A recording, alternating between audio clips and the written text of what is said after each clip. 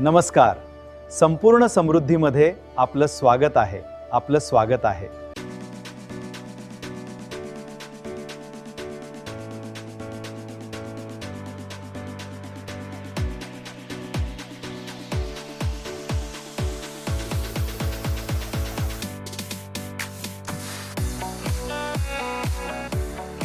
आजचा विषय संपत्तीचा आपल्या ओळखीशी मेळ घालणे.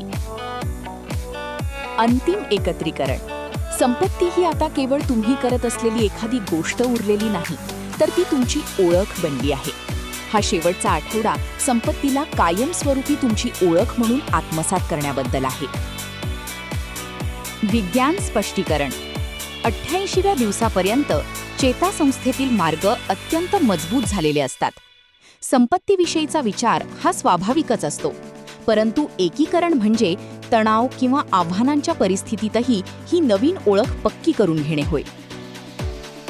लक्षात असू द्या की खरी संपत्ती तीच जेव्हा मी एक श्रीमंत व्यक्ती आहे, ही भावना मी एक दयाळू व्यक्ती आहे किंवा मी बुद्धिमान आहे यांसारखीच नैसर्गिक वाटते.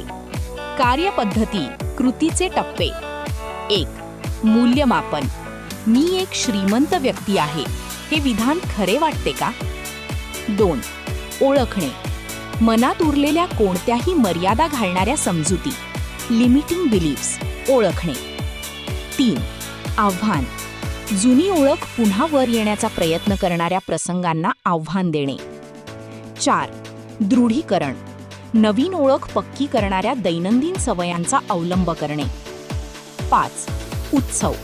नवीन ओळख पूर्णपणे आत्मसात झाल्याचा आनंद साजरा करणे. ओळख एकरूप करण्याच्या पद्धती. सकाळ. मी संपत्ती निर्माण करणारा आहे. निर्णय. संपन्न व्यक्तीच्या भूमिकेतून निर्णय घेणे. प्रतिसाद. आव्हानांना संपन्न व्यक्तीप्रमाणे प्रतिसाद देणे. संवाद. संपन्न व्यक्तीच्या भूमिकेतून बोलणे. दान, देणे. समृद्धीच्या भावनेतून कृती करणे. महत्वाची टीप. ओळख, आयडेंटिटी हा बदलाचा सर्वात खोल स्तर आहे. जेव्हा तुमची स्व ओळख तुमच्या संपत्तीशी सुसंगत असते, तेव्हा बाह्य परिणाम आपोआपच साधले जातात. आज आपण काय शिकलो? तुम्ही आता एक श्रीमंत व्यक्ती आहात.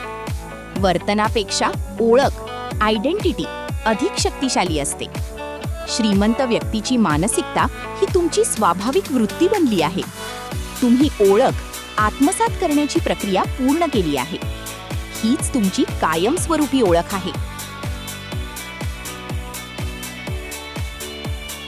धन्यवाद. शुभेच्छा. शुभम भवतु. शुभम भवतु.